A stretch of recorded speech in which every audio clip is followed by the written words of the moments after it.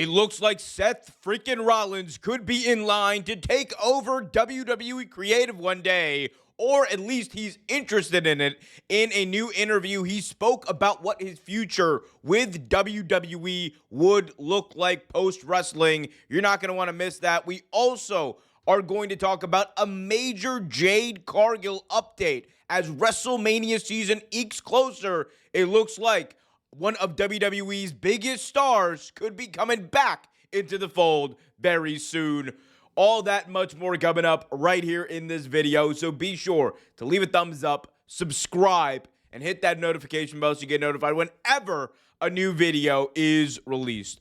All right, let's begin by talking about Seth freaking Rollins, former WWE World and everything else champion. Seth Rollins has basically done it all in WWE. Royal Rumble wins. He's main evented Mania. He's cashed in Money in the Bank in the main event of Mania. The dude has done it all, seen it all. And recently in an interview with Bloomberg, he discussed the idea of him stepping aside and potentially stepping into a new role in WWE. Here is what he said in that interview with Bloomberg Television. I mean, I'm closer to the end of my career than beginning, but, you know, the end ain't here yet. So I'm kind of in my prime right now. I'm about 38 years old. Like, my mental and physical are, like, kind of, like, locked in right now, where, like, my physical hasn't declined too much, and my mental side is really on the rise as I'm starting to, you know, see the industry from a different angle. So that part I'm really focused on. I think we're in the early stages of conversations about what it might look like for me in the future in an executive or in a creative role or whatever that may be. But again, that's in its infancy. That's like hey, maybe what would you think down the road? So right now I'm focused on what I'm doing in the ring and helping out there as best I can. So that was Seth freaking Rollins talking about how him and WWE are already having those conversations about what his potential executive, creative, whatever role would look like behind the scenes if he were ever to step away from WWE. As Rollins mentioned, he is 38 years old.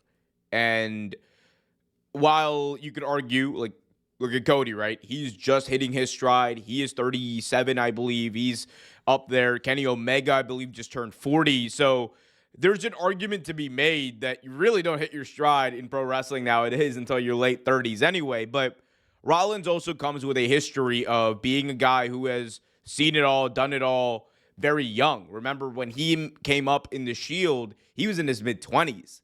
They all came up very young, and that is why he has been able to have such a long-lasting impact on WWE, because he's been doing it since he was very early in his career.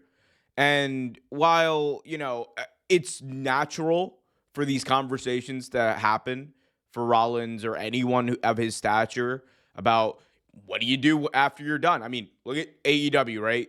Bryan Danielson and Tony Khan, I'm sure, have not only had conversations about creative, but Bryan's also contributed to creative in different ways. Like, that has happened before, and there's a precedent for it. A lot of the people who end up working in producer roles are people who previously served as pro wrestlers. So, again, that's not out of the realm of possibility. That is not out of normalcy for the way wrestling in general operates. But for Seth Rollins, him acknowledging this is, I think, a sign that he's thinking about it. It's a sign that, you know, it might not be next year, it might not be the year after, but there's a good chance that this last contract he signed with WWE last year might be his last one as far as being as full-time as we are gotten used to seeing him. Because barring injuries, Rollins is one of those guys who is there every single week. But you see guys like Roman, you see guys like John Cena, you see others who have done it in the past, Brock Lesnar, etc., who kind of just come in for big angles, come in for big events, come in for sporadic appearances throughout the year. I could very well see a situation where Rollins might turn into one of those. And that is not an indictment or, oh, man, look at him being a part-timer. I think the part-timer connotation carries significantly less of a negative backlash than it used to, certainly. I think it's probably just where he is at this point in his life. And again, he's not going away tomorrow. He's not doing any of that. But I would suspect, like, eventually, right, there's going to be this generation of pro wrestlers that are going to take a step back. And it comes in different ways and forms. It's, all right, take a step back from TV, focus more on what's going on behind the scenes. And you want a guy behind the scenes who's going to be able to not only communicate with younger talent who've been coming up and act as a credible guy and as a credible person in that role. There's no one better than Rollins. A lot of people coming up today, they view Rollins, Moxley, and Roman Reigns as three of the pinnacles of this entire industry. And for any company, having those guys backstage in some capacity is a benefit for sure. And Rollins is no exception to that. You could make an argument that Rollins, out of all three of those guys that I just mentioned of the Shield, is probably the most well-rounded of all of them, right? And he, again, has seen it all, done it all. Imagine what he has to offer in a backstage capacity, whether it's creative, whether it's down in NXT, whether it's booking. Don't count that out. Seth Rollins booking a show. Maybe they give him NXT. You don't know. But what I do know is if it does happen, Rollins is certainly up to it. And he is a great mind for pro wrestling. So we'll see what ends up happening there, though, guys. Be sure to smash that thumbs up, subscribe, hit that notification bell. As we move on to our next and final topic, let's talk about Jade Cargill. Jade Cargill has not been seen on WWE TV for the last several months. A lot of conflicting reports about where she's been, what she's doing. Some claim that it has to do with backstage strife in the locker room. Others say that it has more to do with Jade just having time off and Jade working on other projects. Well, while we don't have insight into what that specific reason is, we do know this much, and that is that it looks like Jade could be returning very soon. You can see here, PW Insider, aggregated by Wrestle Purists, reporting that Jade Cargill was back at the WWE Performance Center today. The belief is her creative plans for her return will be set very soon. So if creative plans are being set very soon, it would be not that far of a leap to assume that Jade Cargill will return to WWE. She's already returned to the Performance Center, so it looks like she's coming back. And she's coming back to one of the more interesting angles that WWE has going right now. While it hasn't been acknowledged on TV as much as probably it should have been, but that angle with Jade being attacked, being left to kind of, beaten up in a pool of her own blood or whatever in that parking lot, that angle had a lot of legs, and it had initially a lot of interest behind it, both the backstage political drama that people were talking about, but also the very visceral image of, what if WWE's top free agent signings of the year absolutely beaten down by who, right? And Jade Cargill is a very strong, big woman, right? It's for someone to take her out like that, that's crazy. In storyline, that is insane. So who did it, right? That's going to be, I think, the big question when she does return. That's going to be what they probably will have their creative plans around. Who attacked Jade?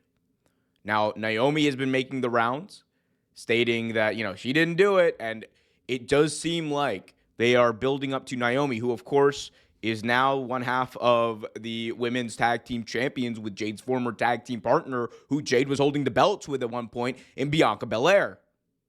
So it would make sense, if you want to build up that feud, Naomi versus Jade Cargill at WrestleMania, that you could go down that road. But you also could do something what I believe is a lot more interesting. Have Jade Cargill find out that it wasn't just Naomi. That Naomi wasn't acting alone. That it was, in fact, Bianca Belair who ended up attacking Jade Cargill, who planned, organized the attack. And I think that there's a lot of meat on that bone there, not only because, I think it's like an interesting swerve that people won't see coming, but for Bianca and her character development, I think it would do so much and it would make sense because Bianca has played a fantastic babyface. And you know what?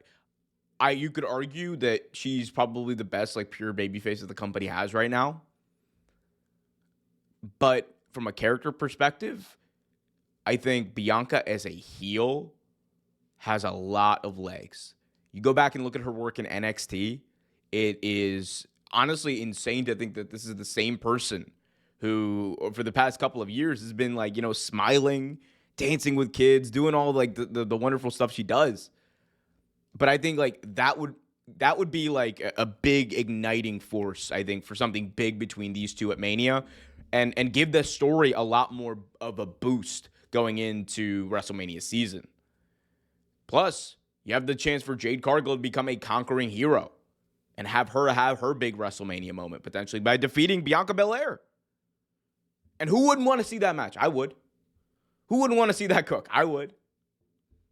I'm just saying. We'll see if WWE ends up doing that. But most likely, it's going to... Naomi did it all along, Hopefully it's a little bit more interesting. I don't know. Shout out to Naomi and Jade, though. That's going to be a good match, too. Regardless, we will see that match. And I'm sure eventually we will see, by hook, by crook, the Bianca versus Jade match. But, guys, let me know in the comments section what you think about Jade Cargill's WWE return. What do you want to see her do when she eventually does return? Who do you want to see her face? And the big question, when should she win that WWE Women's World Championship? Let me know in the comments section below. Be sure to smash that thumbs up, subscribe, and hit that notification bell so you get notified whenever a new video is released. Until next time, be happy, be healthy, and as always, keep it real.